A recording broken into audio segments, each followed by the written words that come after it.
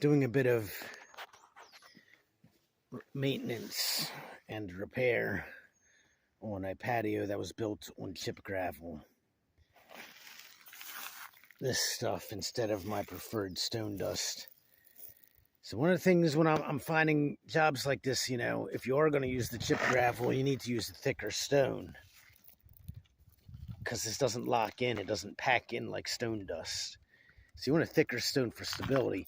But the thing is, people who are using this chip gravel type material usually don't know what they're doing, so that's one of the mistakes that they use, is using too thin of stones.